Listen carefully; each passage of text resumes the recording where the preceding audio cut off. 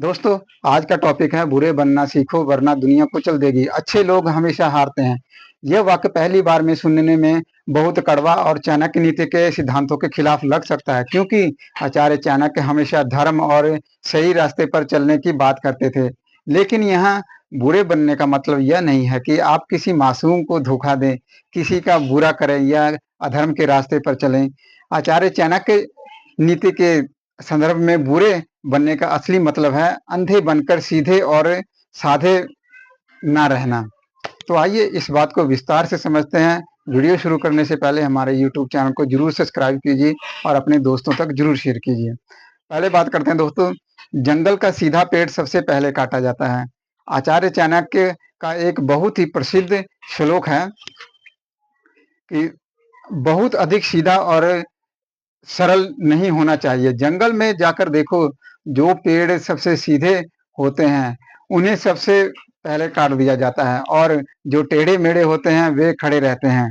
दुनिया का यह कड़वा नियम है कि यदि आप बहुत ज्यादा सीधे, हर बात को मानने वाले और हर किसी पर तुरंत भरोसा करने वाले इंसान हैं, तो लोग आपका इस्तेमाल करेंगे और आपको आगे बढ़ने से रोक देंगे। आपका सीधापन लोगों के लिए एक कमजोरी बन जाता है। इसलिए दुनिया के सामने कभी भी इतने सीधे मत बनिए कि कोई भी आकर आपका फायदा उठा सके।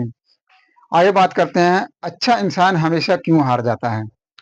दोस्तों, आज के समाज में जिसे हम बहुत अच्छा या सीधा इंसान कहते हैं, वह अक्सर इस इन गलतियों के कारण हारता है। पहला है ना ना कह पाना।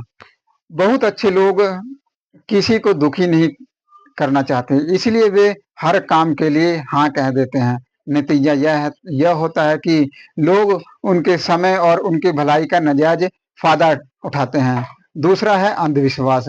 अच्छे लोग सोचते हैं कि जैसे वे दिल के साफ हैं वैसे ही मानने वाला भी होगा। चाणक्य जी कहते हैं कि सांप चाहे जहरीला ना हो फिर भी उसे फुफकारना नहीं छोड़ना चाहिए। अगर आप अपनी कमजोरी सबको दिखा दोगे तो लोग आपको कुचल देंगे।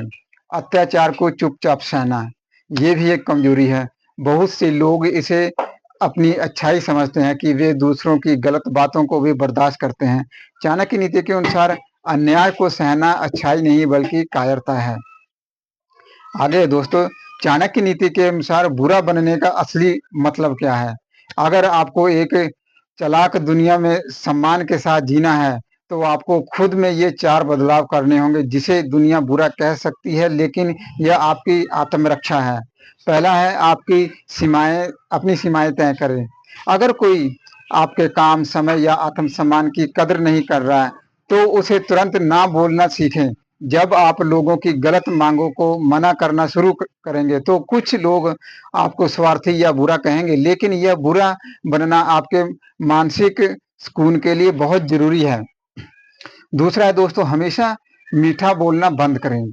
जो लोग हर समय हर किसी को खुश करने की कोशिश करते हैं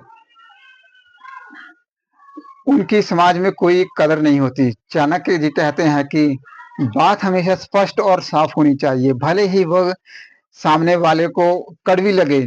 सच बोलना और चापलूसी ना करना कई बार लोगों की नजरों में आपको बुरा बना देती है, लेकिन असल में यह आपकी ताकत है। तीसरा है अपनी कमजोरी और राज किसी को ना बताएं। अच्छे लोग अक्सर भावुक होकर अपने दिल की हर बात, अपने राज और अपनी कमजोरियां दूसरों के सामने रख देते हैं। चाणक्य नीति कहती है कि अपने सबसे करीबी दोस्त को भी अपने सारे राज मत बताओ, क्योंकि वक्त बदलने पर दोस्त भी आपका दुश्मन बन सकता है और आपकी कमजोरी का फायदा उठा सकता है। चौथा है दोस्तों, जैसे को तैसा, टिट फॉर टैट। आचार्य चाणक्य का मानना था कि दुष्ट व्यक्ति के साथ कभी भी बहुत ज्यादा भलाई या शराफत से काम नहीं लिया जा सकता। लातों के भूत बातों से नहीं मानते। अगर कोई आपके साथ चालाकी या राजनीति कर रहा है तो आपको भी अपनी बुद्धि का इस्तेमाल करके उसे उसी की भाषा में जवाब देना होगा। अगर आप वहां महात्मा बनने की कोशिश करेंगे तो आपकी हार तय है। दोस्तों, शराफत की दुनिया खत्म, अब कैसे दुनिया वैसे हम, यानी कि शराफत की दुनिया खत्म, जैसे दुनिया वैसे हम। चाणक्य नीति हमें अधर्मी या क्रूर बनना नहीं सिखाती, बल्कि हमें व्यावहारिक और सजग बनना सिखाती है।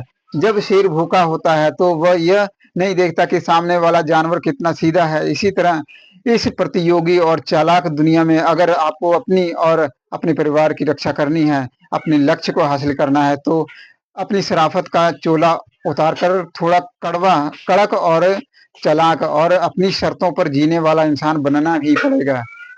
तो दोस्तों, ये थी आज की वीडियो। क्या आपके साथ कभी ऐसा हुआ है कि जहां आपकी अत्यधिक अच्छाई या सीधेपन का किसी ने गलत फायदा उठाया हो?